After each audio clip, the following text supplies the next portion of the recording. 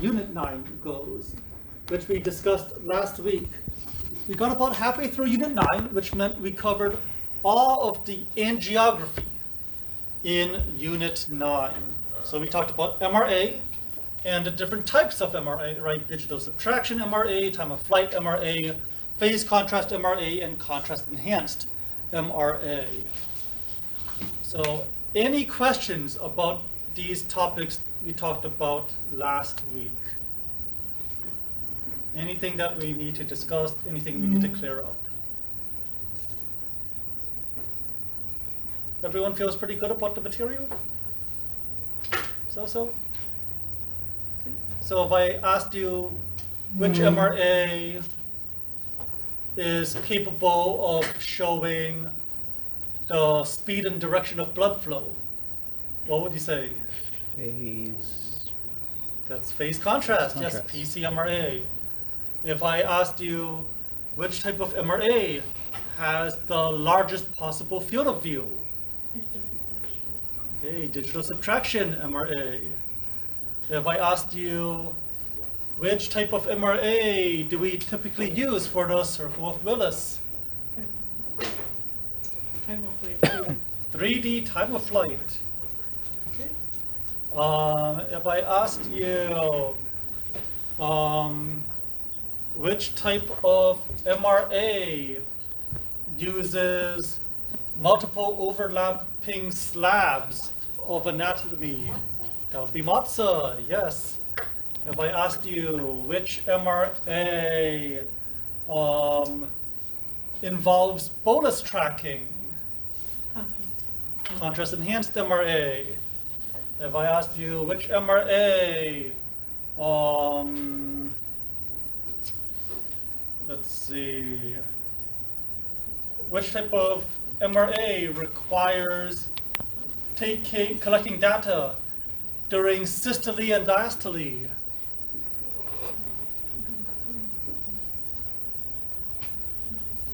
Which type of MRA involves collecting data during systole and diastole?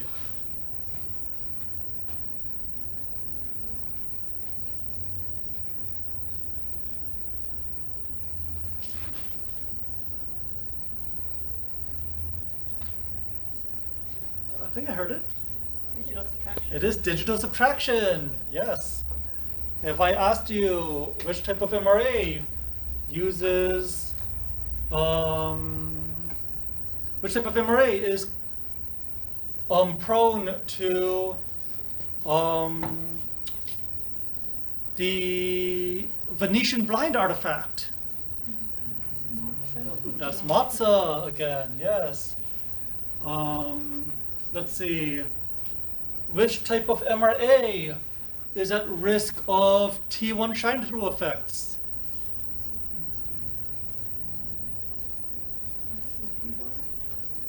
That is TOF, time of flight. Whereas time of flight is all about saturation, right? T1 shine-through effects happens when you can't saturate tissue. All right, not bad, not bad. Okay, so did that jog any questions?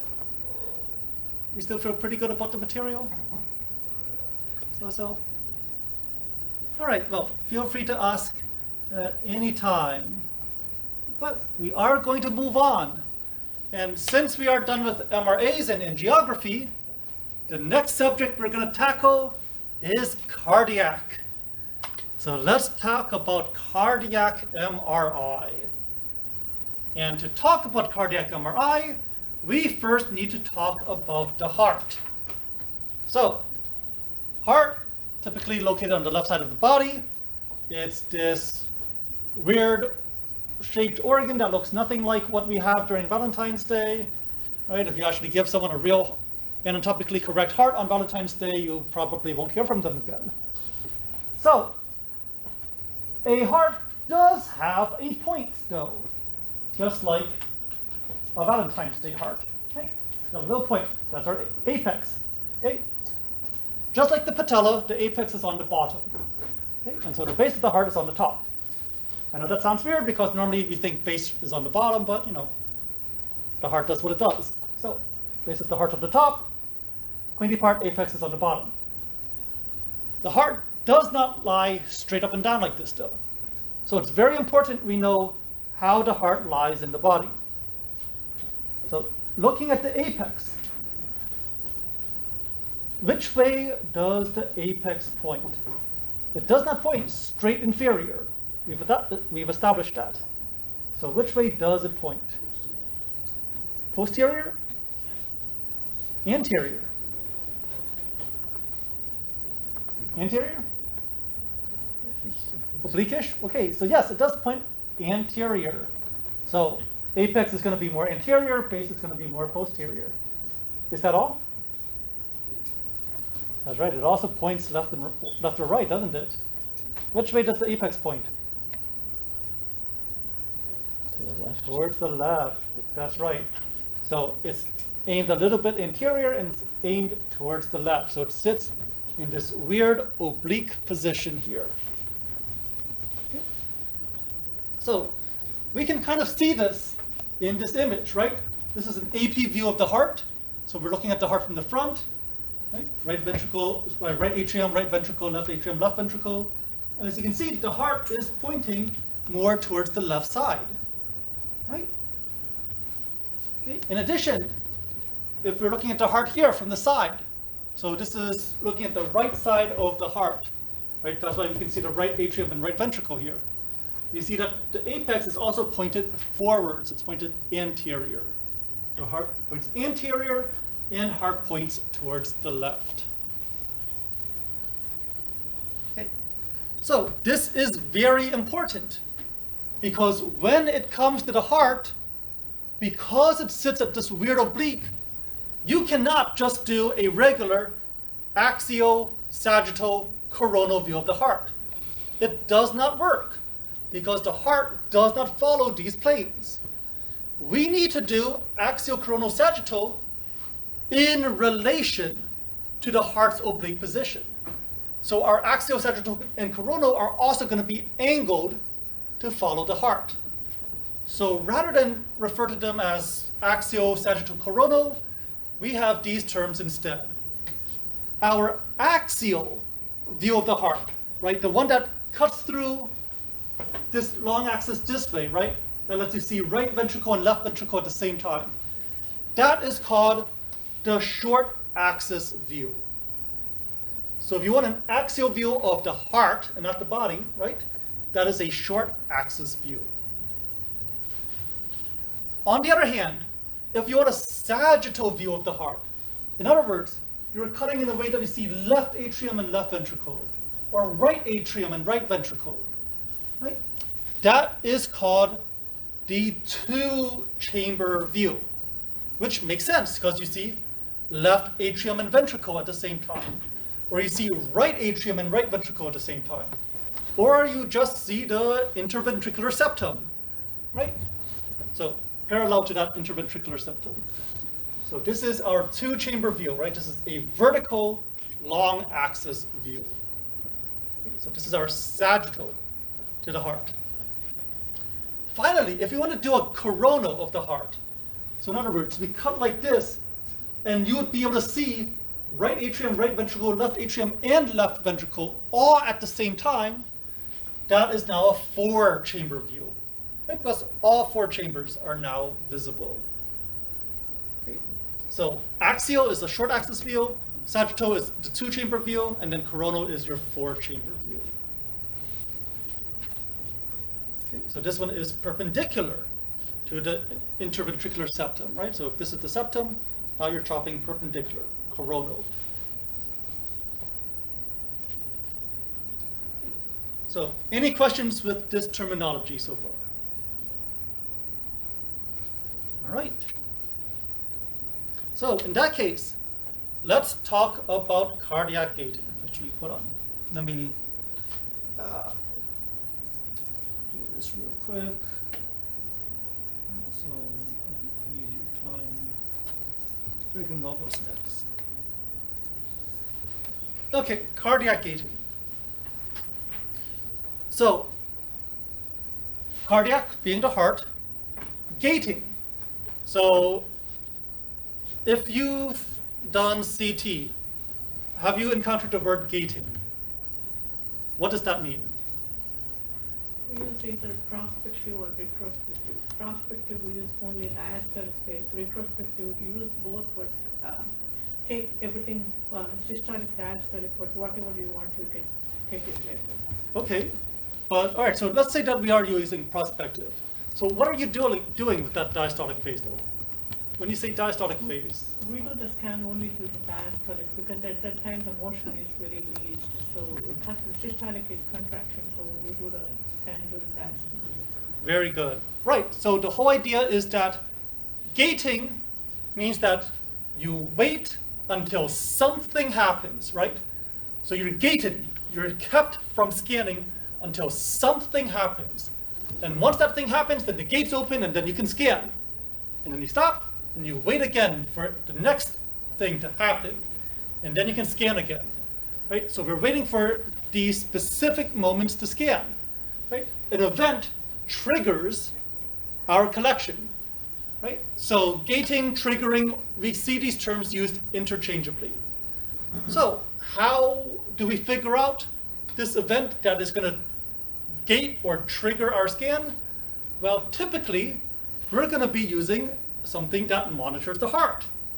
And of course, the most common thing we use to monitor the heart is an EKG, right? An electrocardiogram, EKG.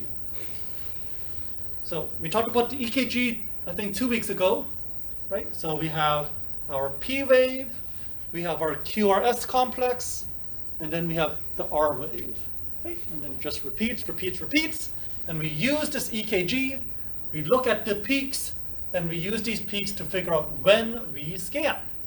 Cardiac gating. Now, sometimes we cannot use the EKG. So we have some other methods as well. We have peripheral gating, we have pseudo gating. Okay, and so we'll discuss all three of these techniques tonight. In addition, two types of gating, prospective, retrospective, kind of like Jonathan mentioned. So for MRI, prospective means that something triggers the data collection, right? So I'm going to wait here until something tells me to scan. Prospective. Retrospective means I am constantly scanning. You don't need to tell me when to scan and when to stop. I'm constantly scanning. But as I scan, I'm making sure to mark, hey, this scan was taking place when this was happening. This scan was taking place when this other thing was happening. This scan was taking place when this thing was happening. And so I can match the data collection, right, the information I gather, with the physiological occurrences during that time. And then afterwards, I go back later, right, retrospective, I go back later, and then I figure out, okay, what information do I need from where? So one of them, the event triggers the collection, the other one I'm collecting, and then I figure things out later. Okay. Now, once again, gating and triggering, these terms can be used interchangeably, although if you wanted to get really pedantic about it, triggering refers to prospective gating, right? Because something triggers the scan, right? So prospective gating would be triggering. The retrospective gating doesn't really fit the concept of triggering because nothing's triggering your scan here, right? You're just scanning the whole time.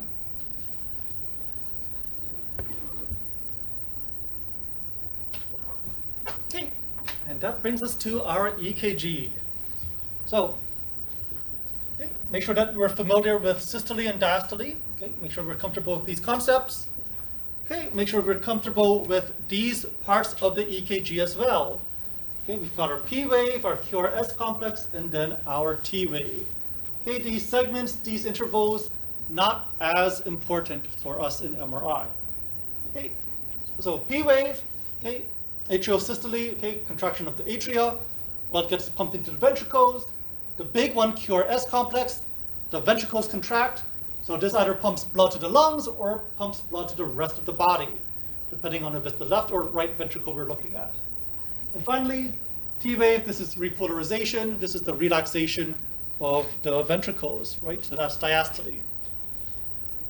So, of course, the ventricles contracting, right? The blood pumping to the rest of the body. that's going to be the biggest event of the heart. So that gets the biggest wave here. So this QRS complex, and especially this R wave, is very, very important to us in MRI. Most of the things we do are going to be based off the R wave.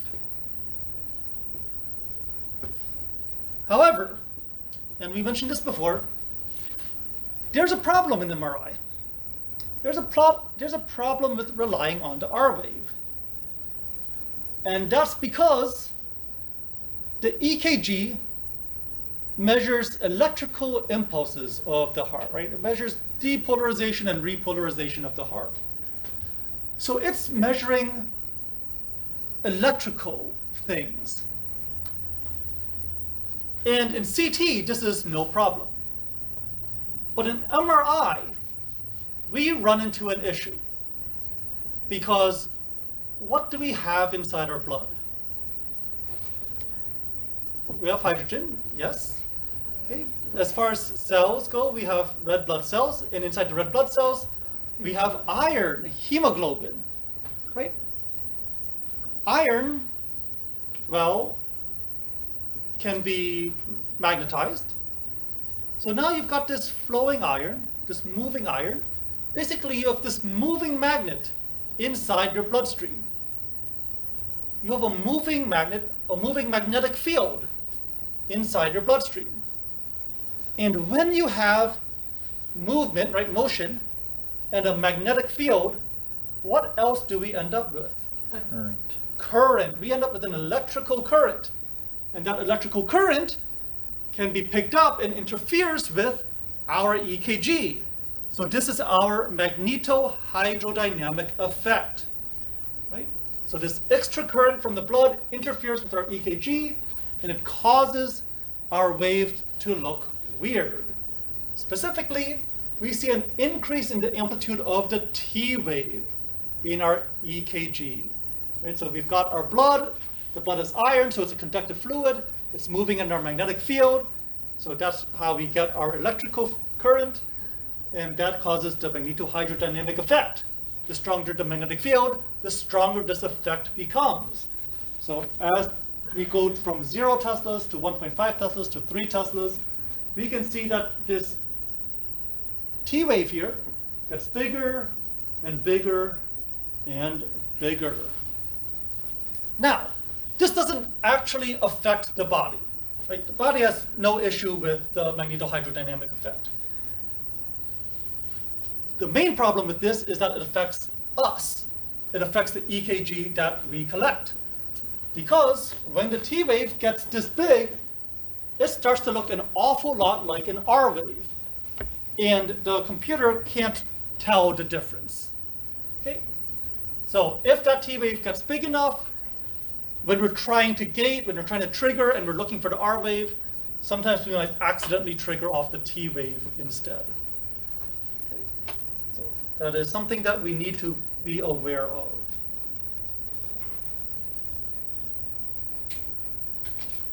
Right, moving on. Let's talk about actual cardiac imaging now. So assuming everything goes well, assuming that the T wave isn't too big and we're able to identify the R wave, right? One of the important things to note here is that when dealing with cardiac imaging, we are no longer going to be dealing with regular TRs. You can't just set a TR and be done with it. Your TR now is based on the cardiac cycle. Your TR is based on how quickly the heart is beating. And so we are going to base the TR off the R to R interval, the time it takes to go from one R wave until the next R wave. And once again, the R to R interval, this time between peaks, depends on the patient's heart rate, right? The faster the heart beats, the more often the R wave pops up, and the shorter the R to R interval becomes. Okay, so patient's heart rate plays a big role in the R to R interval, and that will influence your TR. So this is called your effective TR. Okay, your effective TR is going to be based on your R to R interval.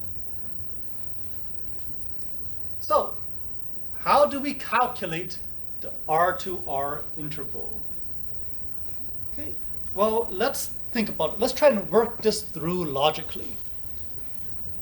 The R to R interval, what kind of units are we going to be using for it? What do you think? If I'm asking how much time does it take to go from one R wave to the next R wave? Right, it's going to be seconds or milliseconds. So, we know that our answer needs to end up in units of time, seconds or milliseconds. Okay.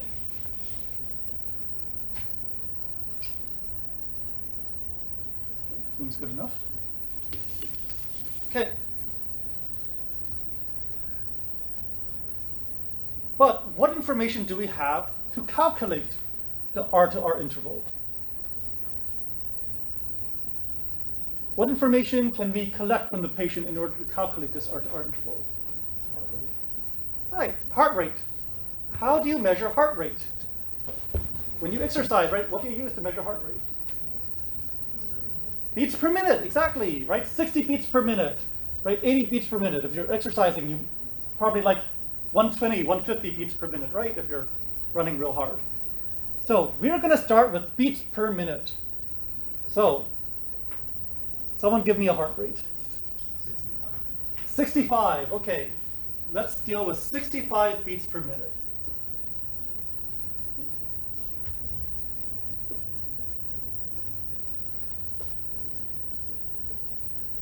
Right, so this is BPM, right? Beats per minute. Okay, so we need to somehow go from 65 beats per minute into a time. So I'm going to show you a really cool trick. I forgot what the name of this trick is. It's something analysis. But the whole idea is that you can use your units to basically tell yourself how to convert things. Because anytime you convert, you're going to cancel out the old units in order to get to the new units. And we know that our final unit has to be in units of, well, time. So we're going to say milliseconds. Right, so we need some milliseconds here. So, quantitative analysis? Something like that. Okay, so my final unit needs to be milliseconds. So, in order to have milliseconds here, my milliseconds needs to be on the top of the fraction. Okay, so if I have a fraction, the top part needs to be in milliseconds. The bottom part can be anything else. It can be whatever I'm converting into my milliseconds. And I mean, we're dealing with beats per minute here, right? Minutes being our unit of time. We want to end up in milliseconds. So we need a way to go from minutes to milliseconds. How are we going to do that? Does anyone know the conversion to go from minutes to milliseconds? It's not that easy, right? So how would you go from minutes to milliseconds? You wouldn't go directly. You would maybe make a few steps. Right. Great. So first turn our minutes into seconds, right? 60 seconds in a minute. And then once you have your seconds, what do you do? Divide by 1,000. Right. Now we can convert seconds into milliseconds, right? Using 1,000. So I have milliseconds. Down here, I'm going to have my seconds. Okay? And now, for my next line, I'm going to put seconds over here, and I'm going to put minutes down here. Okay? And if you think about it, this makes sense because I'm just going to cancel out the top and the bottom, right? The seconds are going to cancel out. And that brings us to our final thing here. Minutes. So I have minutes down here, minutes are going to cancel out. So up top here is also going to need to be minutes. But it's not like I'm converting anything into minutes, right? It's not like hours. So what do you think goes here under minutes instead? what else has minutes? Beats per minute, right? Beats over minutes. But instead, I am going to write this as minutes over beats. So I have 65 beats for 1 minute. In every 1 minute, I have 60 seconds. In every 1 second, I have 1,000 milliseconds. And now, I have everything I need to calculate my R to R interval. Right? I didn't need any fancy equation, although you will see a fancy equation. But I didn't need a fancy equation. All I did was figure out where my units go, and I just plugged in the numbers. So would anyone like to try and type this out in their calculator and do this math for me? Because unfortunately, 65 beats per minute is outside my ability to mental math.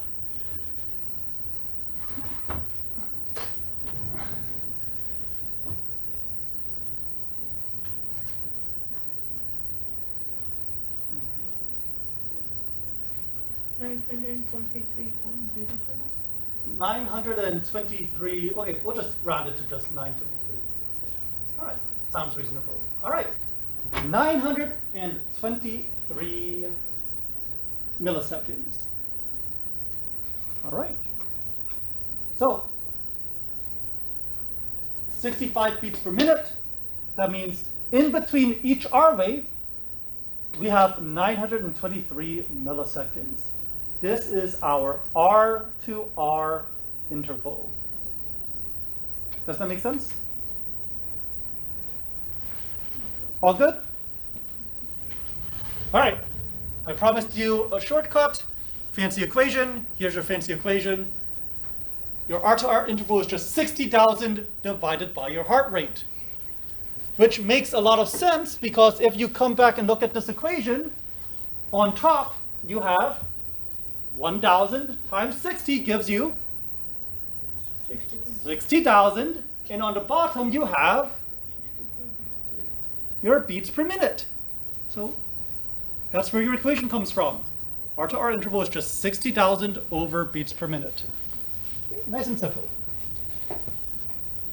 So if our heart rate is 60 beats per minute, that means our R to R interval is 1,000 milliseconds. Okay, 1 second per heartbeat. If the heart rate is 120 beats per minute, right, 60,000 over 120, 500 milliseconds, right, so half a second between each heartbeat. So as you can see, when heart rate increases, right, beats per minute goes up, our R to R interval goes down.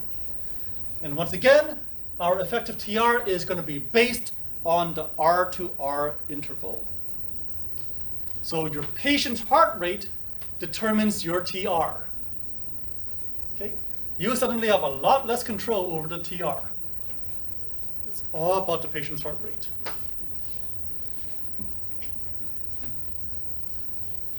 Okay? Now, these timings are relatively short, especially this one, right? So if we were going to do a scan and they had a 120 beat per minute heart rate and our effective TR was 500 milliseconds, what kind of contrast do you think we would end up with? T1. T1, right? Short TR. So we probably have to use a short TE and get T1 contrast. What if I want to get T2 contrast? It's a little bit tougher, isn't it? So what we can do is we can actually combine R to R intervals. You don't need to scan every single R to R interval. You don't need to scan every single R wave. We can be like, okay, we'll scan every 2 R to R intervals, right? Every 3 R to R intervals. And that will increase our effective TR, which will give us different types of contrast then. So now we can get proton density or T2 contrast by increasing our TR this way. So you get to choose how many R to R intervals go into your TR. And so T1, as a single one should be plenty. T2, PD, you might need more. just depends on the heart rate.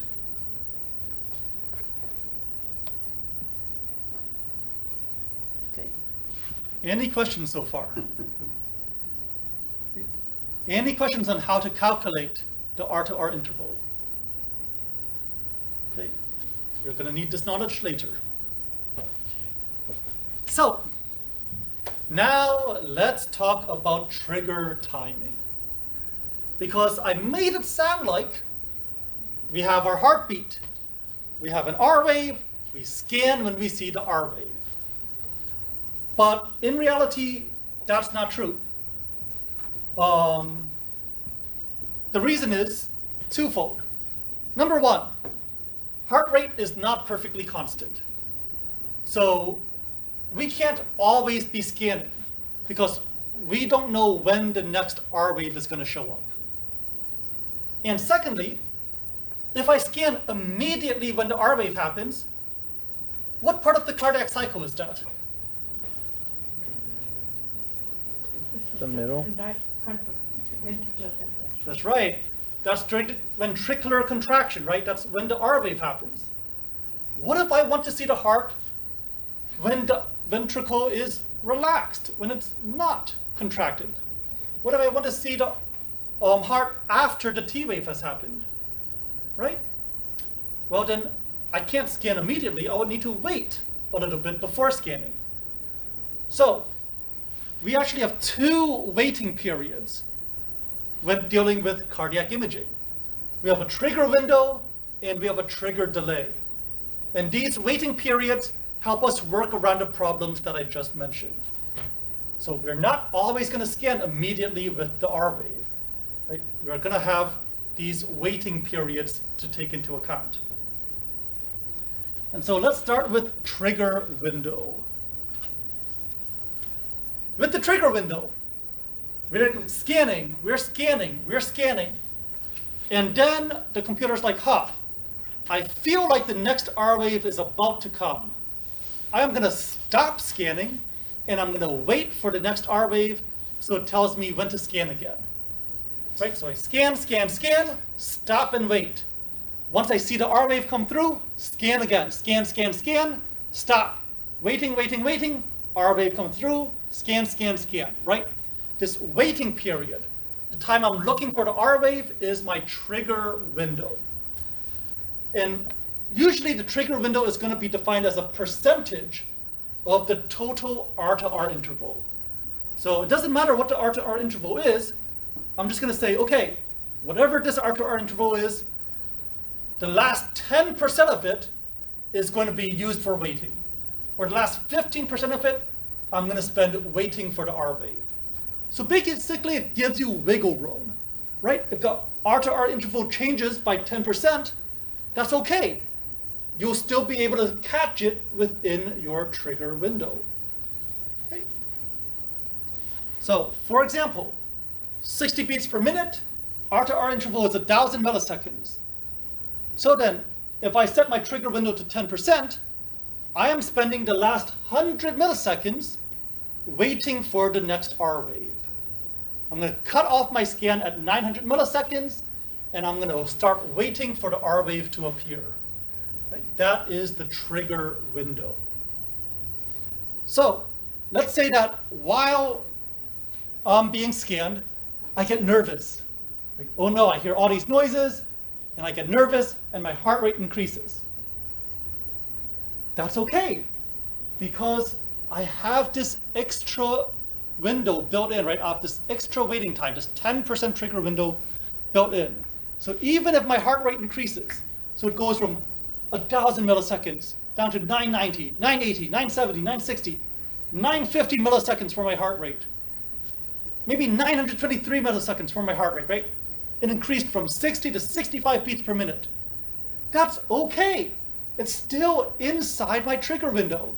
I'll still see the R wave, and I know when to start my next scan. Does that make sense? Right, so I scan, stop, wait for the R wave to show up, and then start scanning again. However, there's a problem. What if my heart rate keeps increasing? So now, I'm nervous. Instead of 65 beats per minute, I go up to 70 beats per minute. And suddenly, I am under 900 milliseconds for my R to R interval. In other words, my next R wave hits outside the trigger window. It happens before the trigger window. What do you think is going to happen? It starts before the next R wave. Okay. Well, first of all, if this R wave happens outside my trigger window, does it happen during a time I'm looking for an R wave? No, right? I'm only looking for the R wave during the trigger window. So I'm going to miss that R wave. I'm not going to see that R wave, right? It happened too early. I'm busy scanning. I wasn't looking around. I do not see this R wave happen. And so now I'm inside my trigger window and I'm waiting. I'm like, R wave should have happened by now. Oh, where'd it go?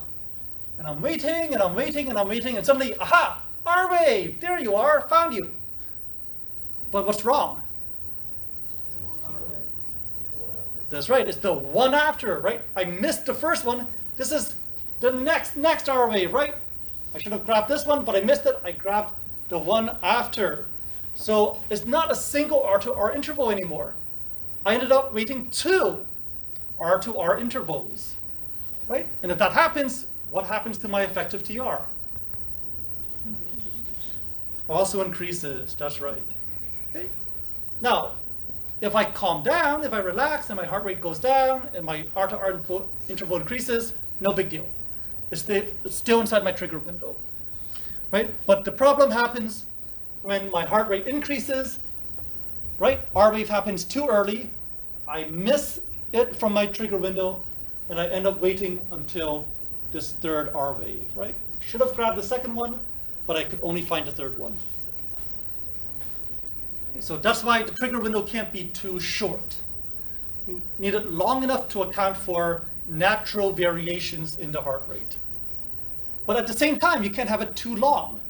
If you have it too long, you're going to cut into your scan time, right? So it's a balancing act.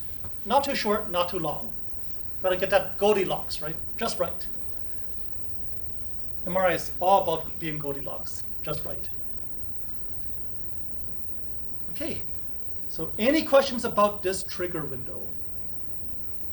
If it's too long, you're just going to keep waiting though, right? Mm-hmm. Until it sees that R. Right, so for example, this is a normal timing. Here we see the R wave is longer, right? But that's fine. It's still inside the window, we just wait longer. No issues there. I mean, comparing it to when it's shorter, and now you have this significantly increased wait time for the third R wave. If it happens, we wait until third R wave, so or scan what happens. It's like that. So it'll just throw off your contrast. Your contrast won't look as you expect. And your scan will take longer as well then. So your scan time will go up.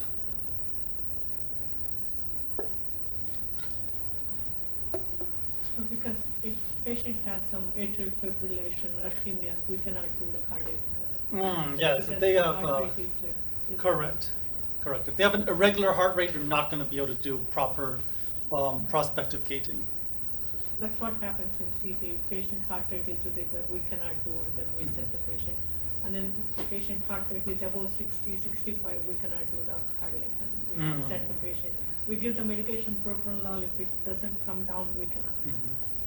Okay, with MRI, we don't have such strict limits on heart rate, but yes, arrhythmias, you're not going to be able to properly do cardiac gating. Okay, so once again, is everyone okay with trigger window?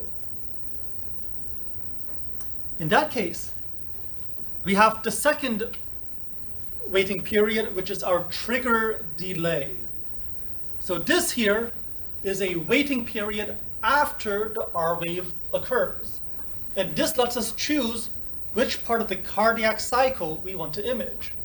Right? So if I want to see the ventricle relaxed, I would have a trigger delay that lets me wait until after the T wave, and then I can scan. So the trigger delay is a waiting period after the R wave. It lets me choose what kind of cardiac cycle I'm looking at. Right? If it's systolic image, if I want to see the contraction, it's going to be a very, very short delay, if at all. If I want to see diastolic, right, heart relaxed, I'm going to need to wait. So like 150 to 200 milliseconds. Give the heart time to relax before I image it. And so this is a waiting period after the R wave. Okay. So you may notice that with trigger delay, unlike the trigger window, this is not based off a percentage of the R to R interval. Right? And that makes sense because like systole, diastole, these are always going to be in about the same locations. So these are going to be a bit more predictable. You're going to use hard numbers for this rather than percentages. All right. So far, so good? Okay, so that means we are now at our acquisition window, right? So we have our R to R interval. We cut out some of it for the trigger window. We cut out some of this for the trigger delay. Whatever is left over, that is the time we have to scan.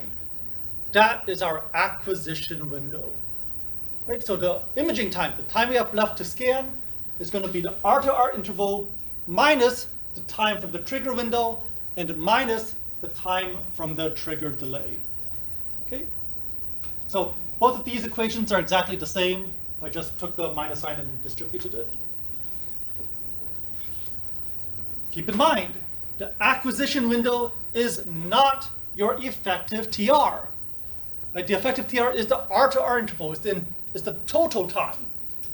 Acquisition window is the time left over after you get rid of all the waiting. So acquisition window is going to be shorter than this effective TR. The acquisition window determines how long you have to scan and the slices that you have, right? Slices depends on scan time. And so here's an image to bring everything together. Okay, so this blue is our acquisition window. We're scanning, scanning, scanning, and then we stop. And now we're waiting for the next R wave. This is the trigger window. We're waiting, waiting, waiting. Aha, I see an R wave, but I'm not scanning yet because now I need to wait for my trigger delay. So trigger delay, wait, wait, wait. Okay, the heart's in the correct position. Now I can scan. Scan, scan, scan, scan, scan, scan. Stop and wait for the next R wave. Wait, wait, wait. I see an R wave. Okay, don't scan yet. Still need to wait for the heart. So trigger delay is the correct time. The heart's in the correct position. Scan. Right? So this is my R to R interval. Trigger delay, trigger window, get rid of those. Whatever's left over is my acquisition window. So any questions about this? So you're just not scanning during ventricular contraction? So in this case, I am not scanning during ventricular Oh, that's just contraction. in this particular. Right. Okay. If I wanted to, I would shorten this trigger delay. Make it really short so that I can scan during Okay. contraction. All right. Any questions so far? How are we feeling so far? Okay, not too bad? Haven't used any weird words yet, so we're okay? All right. So, math. Let's do some calculations for our acquisition window. Okay. So I give you these numbers here. You figure out how much time we have to scan, right? I'm asking you for the acquisition window, scan time. So heart rate, 60 beats per minute. Why is this important? Why do you need this information? Right, we use this to calculate the R to R interval. Okay, trigger window, 10%. Why is this important? Right, this tells us 10% of the R to R interval. That's how much time you have to subtract out of the total R to R interval. Trigger delay, 50 milliseconds. Why is this important? How much time to subtract? Right, we're also subtracting this time, right? Because this is how long we're waiting after that R wave appears. By the way, actually, I'll ask later. Okay, so now that we have this information, let's start by getting the R to R interval. How do you calculate R to R interval with this information? The heart rate. Right, heart rate. What do I do with the 60? Say 60,000 by 60. Right, so we had our little cheat sheet equation, 60,000 over beats per minute. So 60,000 divided by 60, right here will give you 1,000 milliseconds. That is our R to R interval. So now that I got my R to R interval, what do I do with this trigger window? 10% of expanders. Great, so I do 10% times 100 milliseconds. That gives me 100 milliseconds, and I'm going to end up subtracting this from my total. Great, and now what do I do with this trigger delay? Subtract it. That's right, I also subtracted from the remainder, right? So, R to R interval minus trigger window minus trigger delay. Started with 1,000 milliseconds, that's my R to R. I'll have to take off 100 milliseconds because that's my 10% trigger window. I'll have to take off 50 milliseconds because that's my trigger delay. And then once that's all over, I only have 850 milliseconds left. This is the remaining time I have.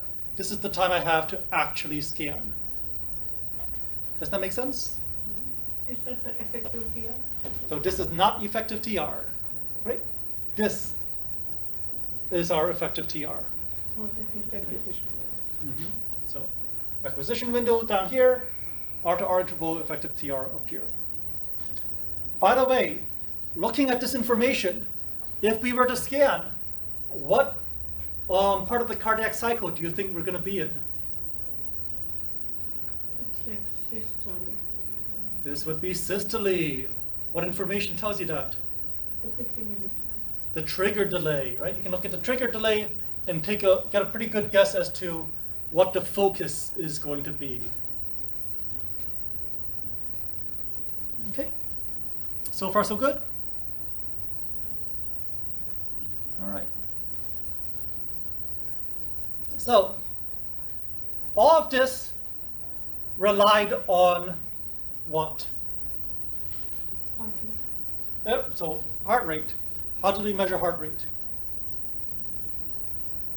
So we get from the R to R interval. Right, how did we figure out the R to R interval? How do we figure out the R wave? EKGs, right? So all of this, right, depends on the fact that we can get an EKG working on the patient.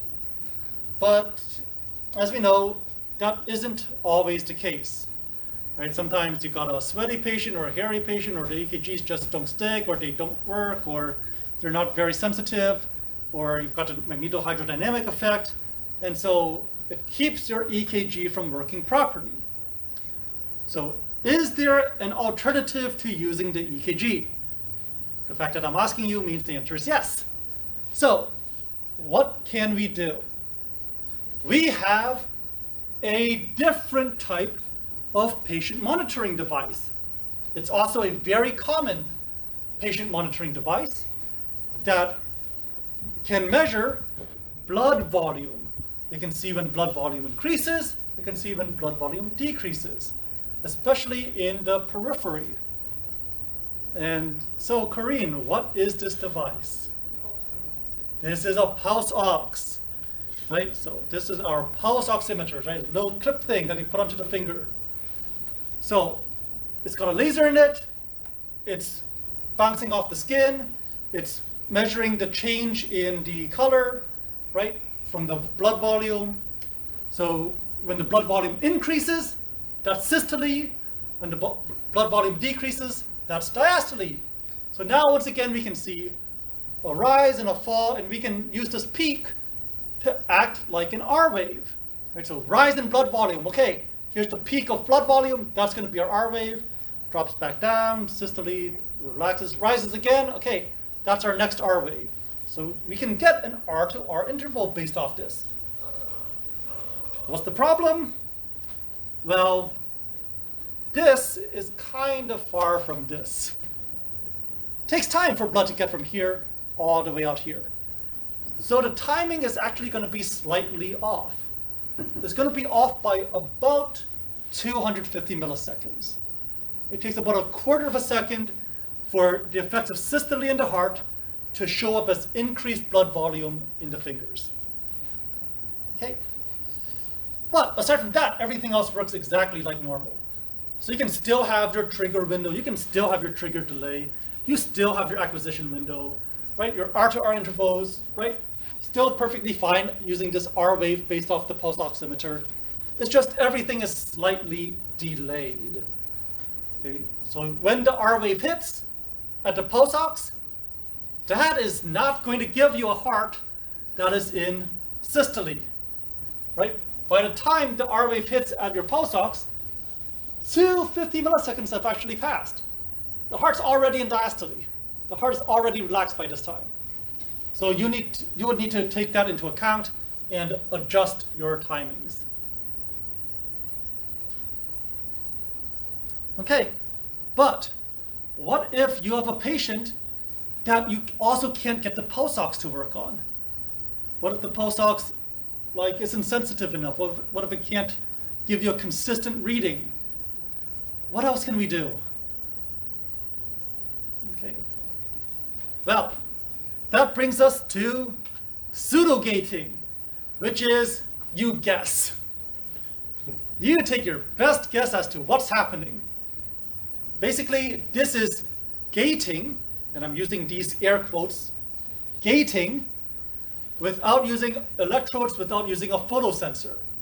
Basically, you measure the patient's heart rate. All right, 60 beats per minute. All right, 60 beats per minute, run it through my little calculation. All right, 6,000 divided by 60. All right, patient's heart rate is 1,000 milliseconds, right? That's the R to R interval. So I'm gonna manually set my TR to 1,000 milliseconds. There, my TR is now equal to the R to R interval. Stick the patient in the tube, and then scan, and then we just, every 1,000 milliseconds, scan again, scan again, scan again, and hey, it's just like we have the R to R interval. What could possibly go wrong? Right? So we take a guess as to what the R to R interval is based on the patient's pulse rate. And so we can do this even if you can't use an EKG, even if you can't use the pulse ox. The problem is you're making a lot of assumptions. You're assuming that the patient's heart rate is going to stay the same. You're assuming that as soon as the machine turns on and starts buzzing at the patient's going to be completely calm and nothing's going to happen. You're assuming that during the scan, the patient's heart rate will remain the same throughout every single interval. Is this a valid assumption? Usually not. But when you can't use a pulse ox and when you can't use the EKG, that's the best you've got, right? You just take a guess and you hope that the heart rate doesn't change afterwards. So that is pseudo-gating. The word pseudo meaning false, because this is not gating at all, right? We are not looking at a physiological phenomenon and using that to tell us when to scan. We're just guessing, yeah, I think it's going to happen here. All right, scan away. Okay. There's no actual gating happening here. There's no actual triggering. That's why this is pseudo-gating. Right, this is your option of last resort. Okay. Hopefully you don't have to do this. All right, any questions so far? So, once again, 3 methods to figure out the R wave and the R to R interval. EKG, pulse ox, and then best guess, pseudo-gating. Okay, so no questions? Any questions? Feeling okay so far? Not as bad as you guys thought since it's cardiac? All right, good, glad to hear it. So, moving to our next topic, and this is when things do get a little bit confusing. We have something called multi-phase cardiac imaging. And I need you to be careful here, because up until this point, throughout every semester, right, all 1.5 semesters we've been together so far, anytime I've used the word phase, what have I been referring to? Phase position Phase position of what? of the nucleus. The nuclei, right? Phase is all about where the nuclei are pointing, right? Pointing together, they're in phase, pointing opposite each other, they're out of phase, right? You can go from in phase to out of phase, dephasing, rephasing, right? Every time I've used the word phase, it's about the nuclei. But here, multi-phase cardiac imaging, this phase has nothing to do with the nuclei. This phase is about the position in the cardiac cycle. Right? So I've tried my best to avoid using the word phase. Right? Every time I've talked about it, I'm like, what part of the cardiac cycle? What part of the cardiac cycle? Systole, diastole, what part of the cardiac cycle? But when they use phase here, they are referring to the part of the cardiac cycle. So when it talks about multi-phase cardiac imaging, we are not dealing with a bunch of phases with the nuclei. No, we are dealing with a bunch of positions in the cardiac cycle. So if I'm doing single phase imaging, that means I am catching the heart at the same position every time. It's always in systole, or it's always in diastole, right? Single phase, same part of the cardiac cycle every time. But if I do multi-phase cardiac imaging, I am going to be catching a whole bunch of different heart positions. I am going to get an image where the heart looks like this, contracted. In my next image, the heart's going to be like this, starting to relax. And then the next image is like this. And the next image, fully relaxed, fully relaxed. And then it begins to contract again, begins to contract, begins to contract. I'm going to get all these images of different parts of the cardiac cycle, different phases of the cardiac cycle. So this is multi-phase cardiac imaging. What phase of the cardiac cycle are we in? In this case, I'm catching all of them, right? Multi-phase. And if I catch a whole bunch of different parts of the cardiac cycle, and then I run them together like a flip book, what happens? What is that, Jaleisha? You'll see the heartbeat. I'll see the heartbeat. I will see motion. So that is how we get cine, movie-like images. That is how we get to see images in motion. We catch a whole bunch of different phases of the cardiac cycle. Multi-phase cardiac imaging. Okay, so does that make sense? So multi-phase, you're going to be able to see a movie. Single phase, that's just your still picture, right? Just one picture. Now, in addition to single phase and multi-phase, we can also have single slice and multi-slice. Single slice, we're only looking at one part of the heart. Only the left and right atria, right? I'm doing a two-chamber view. Or I could look at multiple parts of the heart. I want to look at the left and right atria and the left and right ventricles, but two different slices, right? One superior, one inferior.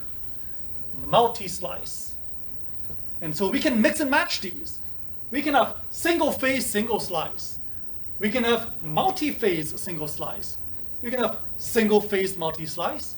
You can have multi-phase multi-slice, right? You can combine these two however you want. Okay. So, any questions about this or the use of the word phase? So, from now on, if I say the word phase, right? Make sure you ask yourself, is it this kind of phase or is it this kind of phase? Okay? So let's talk about cine. Okay? Because when we do cardiac, we see a lot of cine images. So, number one, normally in cine we use balanced gradient echo, okay? Because we want bright blood. We want to see the blood moving inside the heart. In addition, cine uses retrospective gating.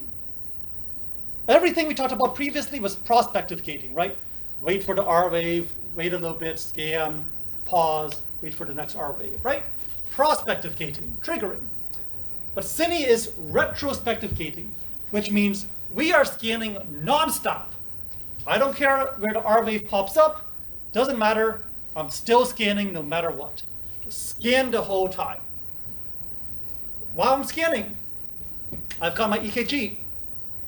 The EKG is going to tell me, okay, as I'm scanning, what part of the cardiac cycle, right? What phase of the cardiac cycle am I in?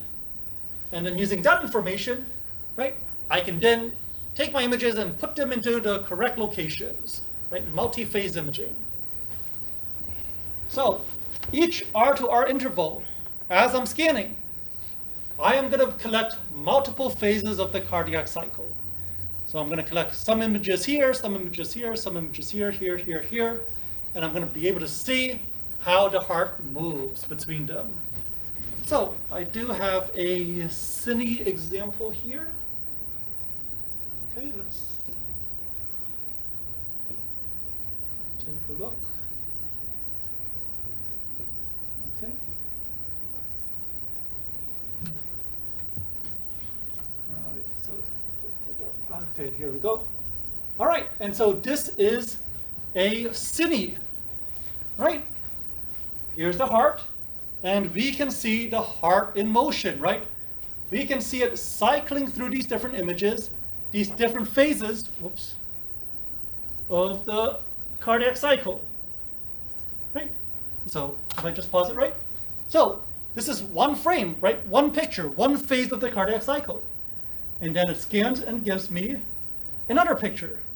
And then it scans and gives me another picture. Another, right? So it gives me different pictures at different times, different positions. So as we're traveling through that R to R interval, I'm collecting one picture, two pictures, three pictures, four pictures. All these pictures of the heart in different phases, different parts of the cardiac cycle, so that at the end, when I put them together, all these individual images create motion. Does that make sense? All right. So that is what we are dealing with here. Okay, that is cine. So how does this work? Great question. Very simple question. Not a very simple answer. So let's try our best here. Let's start by taking a look at this image right here. So what does it look like is happening here?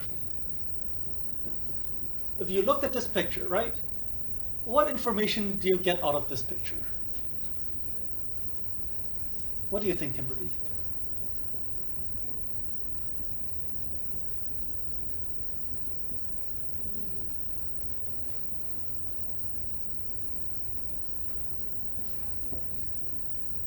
You're not sure? No? All right, John, what about you? What do you think's going on here? Looks like it's taking pictures. It's like, I mean, it's like a movie. It's taking a bunch of pictures all at once. Okay. Well, not all at once, but during, as the heart beats, and then you look at them, you put them all together, and that's how you get your little movie. All right. Then it also seems like maybe it doesn't quite do them sequentially. Maybe it says down there on the bottom 10 to 20 cardiac cycles needed to fill case space for each image. Okay. So maybe it puts them together jumbled somehow. Okay. All right. Good. Anyone familiar with movie lingo, movie terminology? So if I talk about frames, right, in movie terms, right, what is a frame? Single picture, first picture. Right, a single picture, right? I mean, okay, I know nowadays we have like Blu-rays and stuff, right? But old days we had the VHSs, right? We had a whole bunch of like tiny pictures in them, like one after the other, right? And they're just spins through them, and then that's how it shows up on your TV, and then your parents would get really mad when you went through their VHS and like grabbed it and pulled it out because you thought it was fun, and then they made you try to stuff it back together again before they returned it to the rental store. But right, that's a story for another time. So frames, small individual pictures, right? They're still pictures, they're not moving. But if you put a whole bunch of frames together, you get a movie. The more frames you have that pop up in 1 second, the smoother your movie looks. Right? So if you only have 1 frame a second, that means I've got one picture, it stays here for 1 second, and then I switch to a different picture. And then after another second, I switch to a different picture. That's too slow. It doesn't look like it's moving. It's going to look very jerky. So you have more frames. Okay, 30 frames per second. Now I'm showing you 30 pictures in 1 second. The pictures are all moving, right?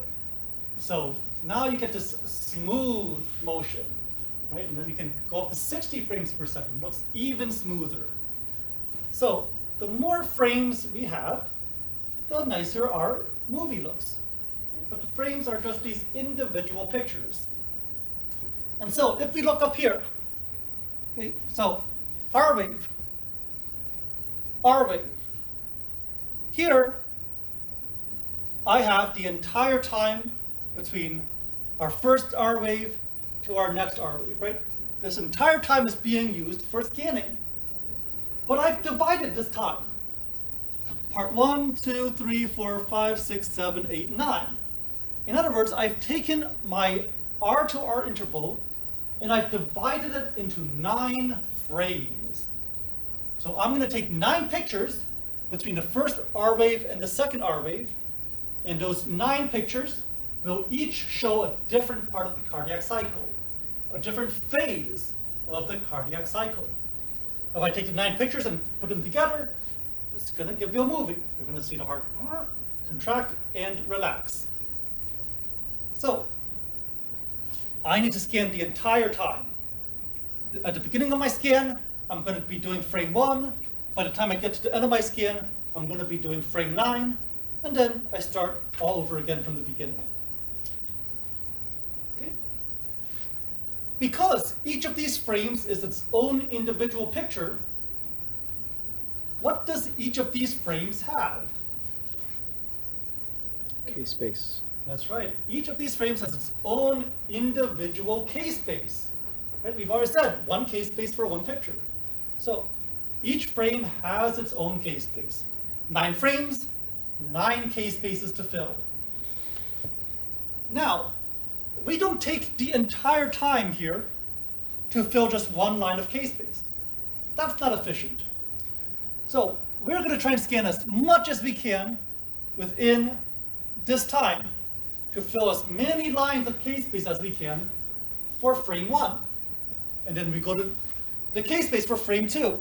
We fill as many lines as we can. We go to frame 3. Fill that K-space as many times as we can. Go to frame 4, right? So we're taking this time to fill these K-spaces. And we try and fill as many lines as we can before moving to the next one. This sounds a lot like fast spin echo or EPI, right? Some of those rapid acquisition sequences where you can fill multiple lines of K-space at one time, right? Now, of course, we don't have enough time to completely fill all of K-space. So here, frame 1, I fill the top of K-space, and then I have to stop, right? And I'm doing all of the other K-spaces. And finally, I reach this next R wave, and I go back to filling frame 1. So from here, I'm going to do 1 again, and I'm going to fill the next part of K-space, and the next part, and the next part. Every R wave, I'm going to fill the next part of K-space until I finally finish filling all of K-space. So that's what we're talking about here. We need multiple cardiac cycles to finish filling each K-space. We can't fill all of K-space in a single R to R interval. So every time we have an R to R, we fill just a tiny bit more, tiny bit more, tiny bit more, until we finish the whole thing. And once we have 9 complete K-spaces, that means we have 9 complete images, and we can take those images, put them one after another, and that is where our movie comes from. Does that make sense? Okay, so Now let's talk about timings. Because, I mean, these are echoes, right? We're collecting echoes every time. So in this diagram, they made little black lines echoes. Right? So you see we have a bunch of echoes here, a bunch of echoes here, a bunch of echoes here. Right? Those echoes are each filling one line of k-space. And of course, anytime you have echoes, you have a TE. Anytime you're filling k-space, you have a TR. So we have TEs and we have TRs here. Okay, you can actually see that here, right? These are our TEs, right? RF pulse, echo, RF pulse, echo, RF pulse, echo, right? Now, these RF pulses are not actually 180-degree RF pulses. Why? Because what kind of pulse sequence is this? Not single shot. Steady state free precession, right? This is our time reversed gradient echo. Okay? So these are just regular positive, negative variable flip angles. Okay? It has to be gradient because this needs to be a very, very fast scan. Okay? Not enough time for spin echo. All right. So we've got our gradient echo here. We're getting our data. So let's talk about our timings. This is where things get a little bit weird. For this information, I referenced that site I showed you earlier, which is MRI questions. So we have TR. And the TR we've discussed up until now was the effective TR, R to R interval. Okay, but that's not how we originally talked about TR all the way back at the beginning of the program. Back then, what was the official definition of TR? 190 to 190. Right, it's from one flip angle to the next flip angle, right? 190 to the next 90, one variable to the next variable. That is TR. Nothing about R wave to R wave, right? So the actual TR we are dealing with, right, is the time between our RF pulses, right? From one flip angle to the next flip angle. This is our TR. The reported TR, which the book calls the effective TR, which you should not confuse with the other effective TR, which is our R to R interval. The reported TR, okay, so once again, not an official term, but just to keep things simple and to avoid this confusion of multiple effective TRs. The reported TR is the time we have to scan a frame. In other words, over here, from one RF pulse to the next RF pulse, this is our TR, right? Our true TR, the original definition of TR. But our reported TR, the TR that we're going to really be using, is this TR. The time it takes to go through a single frame, right? How long I have to scan frame 1, how long for 2, how long through 3, right? That time is going to be my reported TR, the TR that I'm really working with. Okay? The time I have to scan a given frame. And so the reported TR is going to be equal to the TR from one RF pulse to the next times the number of times I do it, right? It's kind of like my echo train length, right? The number of echoes that I have. So number of echoes times my true TR, right? How long it takes to get each echo. That's going to be my reported TR. And this reported TR is going to determine my temporal resolution. So we've seen the word resolution before. Spatial resolution. What is spatial resolution? Picture quality. Right, picture quality, detail, right? If I have small objects, how small of an object can I see while telling them apart? Right? That's spatial resolution. So what is temporal resolution? How fast? Right, so fast, okay. So what does temporal refer to? Time. Time, right? Spatial resolution is space, so temporal is time. So the resolution in time, right? The more frames I have, the more detailed I can look at my time. So I have higher temporal resolution. right? So this is detail in time, right? So the shorter this reported TR, the higher my temporal resolution, because shorter TR means more frames means higher temporal resolution. Okay. And then my R to R interval divided by this reported TR, right, this temporal resolution, tells me how many frames I can have. Okay. So, okay, 9 phases of my cardiac cycle, right? For these phases, my reported TR, right, is the total amount of time I have to scan each frame. The actual TR, right, the time between my echoes, or my RF pulses, right, that's my true TR. That's the original TR definition. Okay, so 21 milliseconds to scan the whole frame. My TR is 3 milliseconds. So that means I can fit 7 of these inside my frame. So I can get 7 echoes, fill 7 lines of K-space for each frame. Okay, so however many phases I have in my K-space, right, I can fill those 7 at a time, and I will eventually end up filling my K-space. So 21 milliseconds to collect this frame. Okay, this R to R interval is going to have a certain amount of time. So let's say that this R to R interval is something like 190 milliseconds. I don't know. That's the only way it works. Okay. Right? No? Yeah, let's just say it's 190 milliseconds, which is actually a very, very, very short R to R interval. But we'll just pretend. So if this is 190 milliseconds, and each of these frames takes 21 milliseconds, 190 divided by 21 would give you...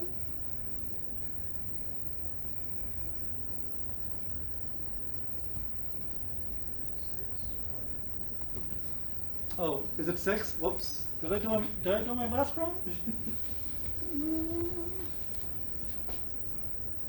190 divided by 21 gives you 6 something?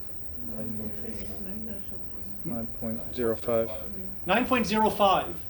All right, so if this is 190 milliseconds, and this is 21 milliseconds, well, I can only fit 9.05 of these frames inside my R to R interval. So that's why I'm limited to only 9 frames, 9 phases, right? The longer my R to R interval, then I can fit even more frames inside, right? The longer this becomes, I can, well now, if it becomes longer, I can fit fewer frames inside, right? So that's kind of what's going on with the timings here, okay? We have a certain number of frames that we're collecting, right? Pictures, each one with its own K-space. We fill the K-space with a certain number of echoes each time we scan, right? And then that total time here will determine our temporal resolution. Okay, any questions here about what's going on?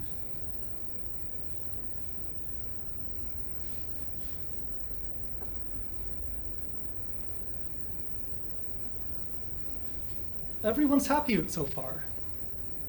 Okay. I really hope you're not just like secretly, please just let them finish so I can go home. Right?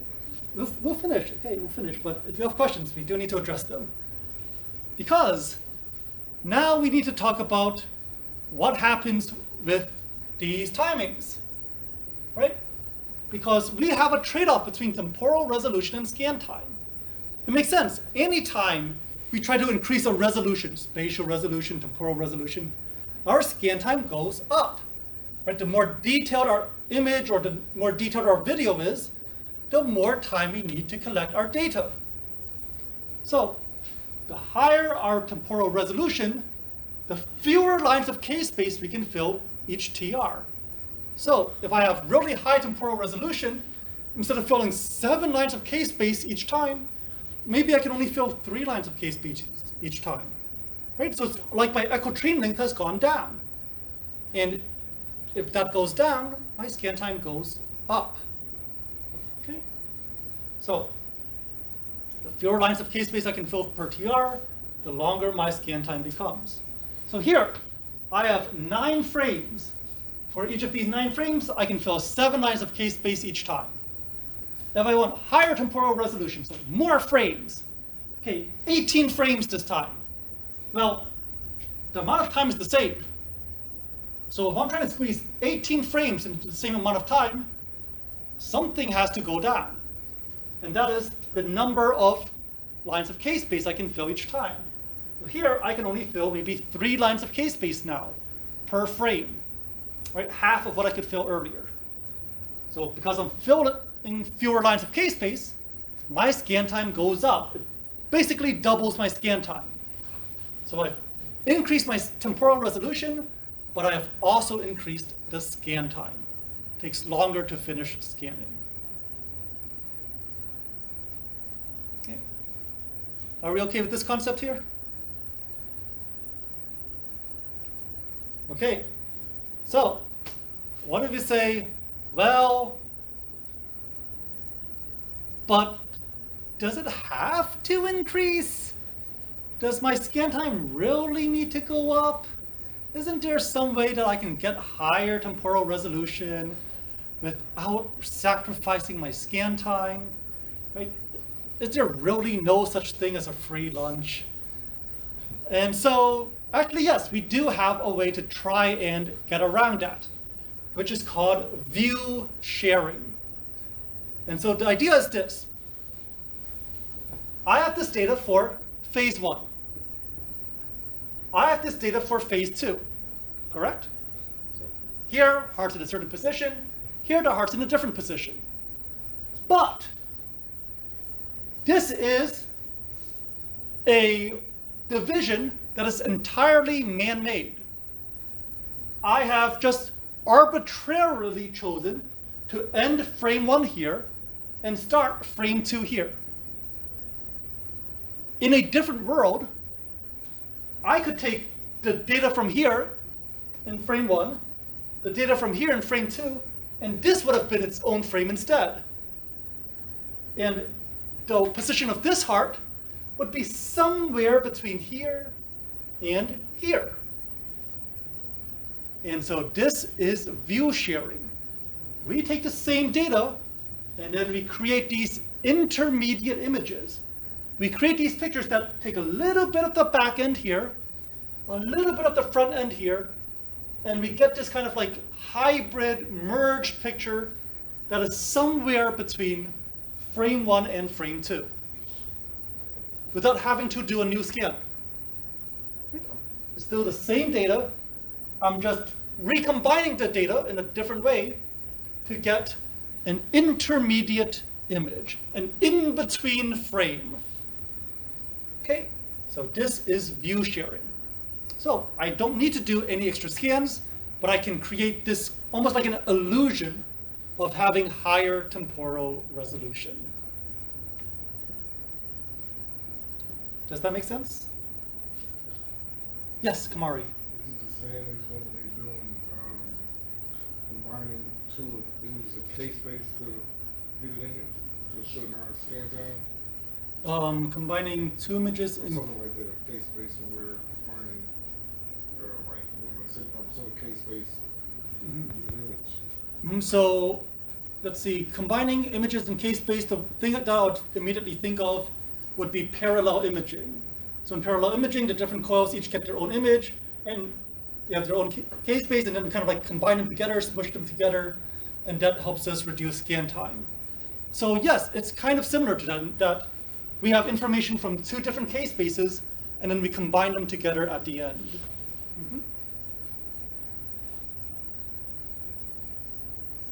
All right. So, any other questions about view sharing?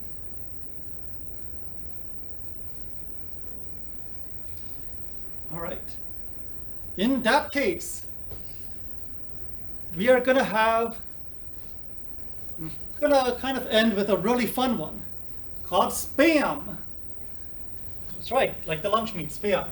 So this is spatial modulation of magnetization, spam. Okay, I told you, MRI engineers very creative with their acronyms. So what is going on with spam? Well, much like real spam, we take the body and we appear to grill it. So now the body has grill lines, just like your spam has grill lines if you do your spam properly and you don't just microwave it, right? You guys grill your spam, right? I'm not the weird one, right? You guys grill your spam, right? No? It's what's that, my sister really likes that one Hawaiian dish with the spam in it, with the grilled spam. No one knows what I'm talking about? Can't really eat spam. You can't eat spam? Too salty? Just don't eat spam. No? Okay. All right, well, anyway. Okay. In that case, just think of this as me being the weird one and putting grill lines on the spam. So, you see these weird grid lines on the anatomy, right? But this is not just us post-processing and like drawing lines over the anatomy. Because if you look closely, do you see the lines moving? Bending, curving, right? So this is not something that we just drew on top. This is actually lines inside the anatomy. Well, how on earth do you put lines into anatomy? Well, these are dark lines, black lines, right? And so when we have MRI and we have an area that goes dark or black, how do we describe that? No signal. Saturated. So these lines come from saturation. We applied an RF pulse to these individual lines, and the RF pulses saturated the anatomy into a grid line. And you can actually tell this is saturation because what do you see happening to the lines here? What's happening here? Well, so what color are these lines? They're getting brighter. What does that mean? Right, it means that they started saturated, right? But then they become unsaturated, they relax, and they regain signal. Right, so they lose saturation over time. Right, so it's not like you took a Sharpie and like drew it in, right? It's actually physically there due to saturation, and you can see it disappear as your saturation recovers.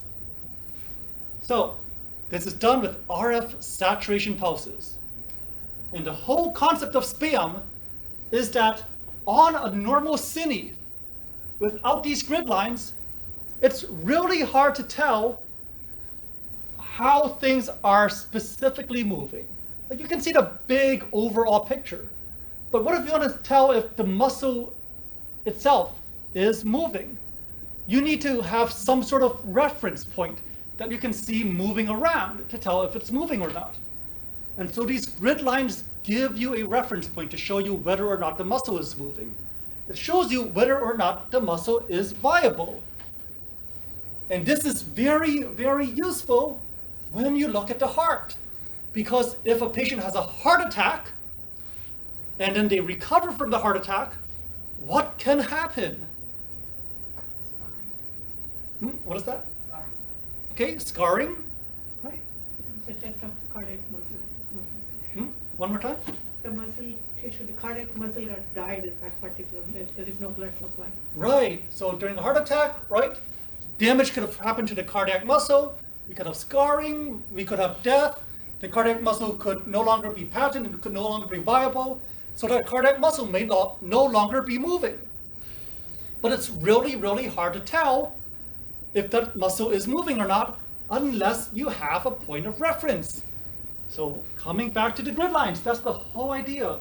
You put these grid lines over the cardiac muscle and then you watch it in motion to see if the grid lines move, if they deform. If you see the grid lines moving, you know the muscle is moving, that the muscle is active. If instead you have this area where nothing is happening to the grid lines, then you know the muscle there is no longer working, right? So that is the really, really cool thing about SPAM. It lets you see how the muscles are functioning. Does that make sense? Right, so we can monitor the contraction of the myocardium to make sure that everything is healthy. Right? Check the muscles of the heart, make sure everything is working correctly. Right, so spatial modulation of magnetization, SPAM. Okay, finally, we can't end without talking about safety.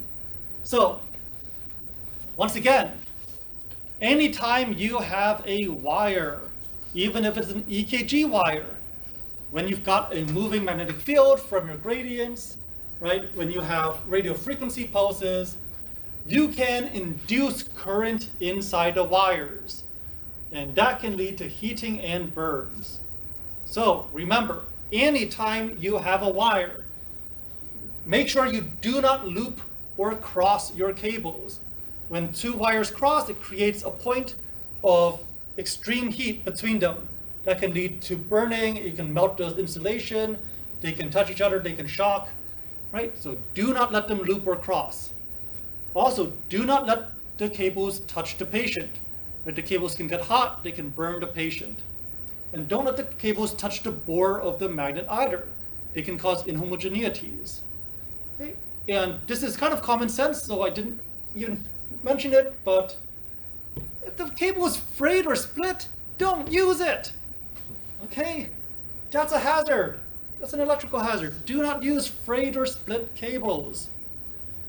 Right? So, these are safety condition or considerations when dealing with cables like the EKG wires, right? Or a pulse ox wire, or just any wires in general. Please be careful with wires.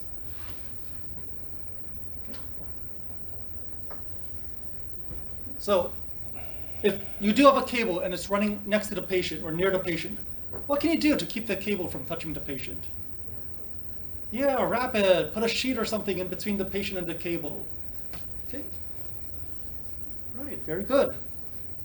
So, got some extra resources here if you want to check that out, but that is the end of this unit.